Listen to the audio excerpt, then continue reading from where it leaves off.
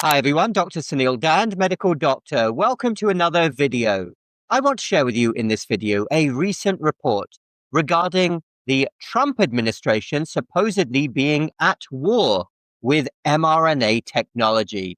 And this is causing great concern within the medical establishment and the scientific community. Take a look at this. Here we have an article published again in one of our favorites, The Guardian. Trump administration at war with mRNA technology. Scientists are alarmed with skeptics who could kill research.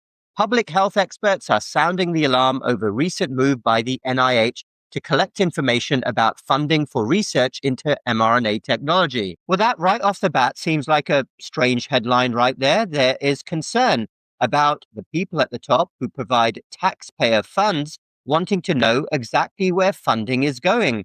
I would have thought, given what's happened over the last few years, especially with the pandemic, that's a very obvious question that we should always know. Let's dive in more. A cutting-edge technology expected to foster new medical breakthroughs in treatments for cancers and infectious disease is being treated like a four-letter word inside the Trump administration, causing panic among scientists who fear Trump-appointed health officials driven by misinformation and conspiracy theories are going to do dramatic things like cut critical research in the field.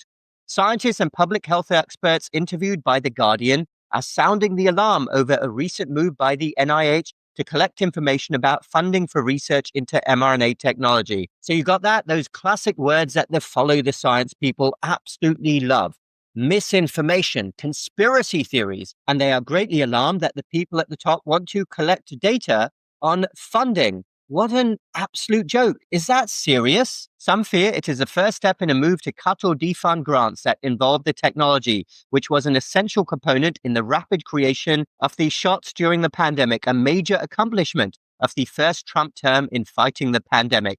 Messenger mRNA technology teaches the body to fight infection by introducing immune cells, and it's being tested for diseases ranging from bird flu and dengue to pancreatic cancer and melanoma. So who exactly are these scientists then? Well, apparently they spoke to this publication on the condition of anonymity, fearing that they might be targeted if they expressed concerns publicly. One former senior NIH official who resigned recently said what was happening inside the organization was not understandable. Adding to concerns is the administration's February decision to review a nearly $600 million contract between Health and Human Services and Moderna, which was set to fund research into potential mRNA shots against 5 flu subtypes, including H5N1 or bird flu. Clearly, an awful lot of money on the line here. This is taxpayer money coming from us. And then we've got Paul Offit here, another one of our favorites, saying he knew one researcher working on mRNA technology who had their grants flagged. That doesn't necessarily mean they won't get it, but it is worrisome that they might not get it.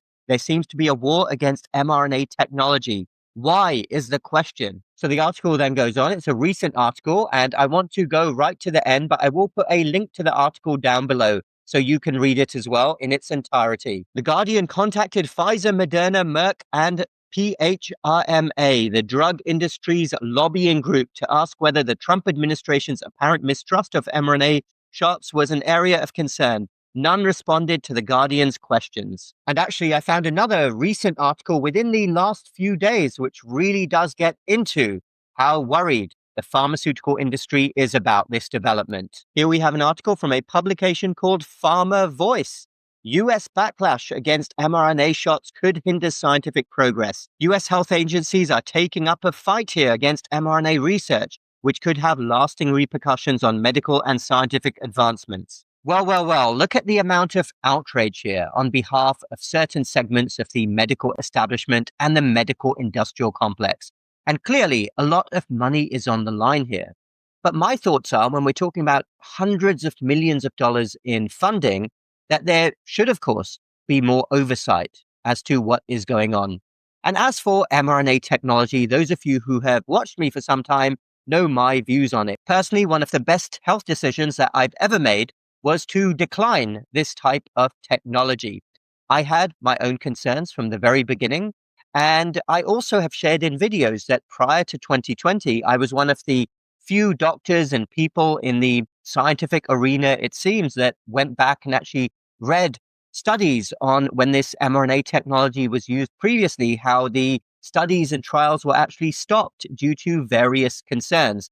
All of that information is publicly available for anyone out there who cares to actually delve into the history prior to 2020. But clearly, many people out there have these types of questions. I'm certainly not alone. I don't believe in following the science blindly, which usually means following the money trail. I don't believe in jumping on board bandwagons. I like to carefully analyze data myself. And if there are concerns, especially in the field of health and well-being, then those need to be taken seriously. We can't go all in on a new type of technology, which has a very unique way of working that hasn't been widely used before. And if we're talking about rolling things out to hundreds of millions of people, then of course we have to be very careful indeed. But as for myself, again, one of the best things that I've ever done in terms of my own personal health decisions was to decline this type of technology. And I've got no intention of ever utilizing this technology for myself or any member of my family.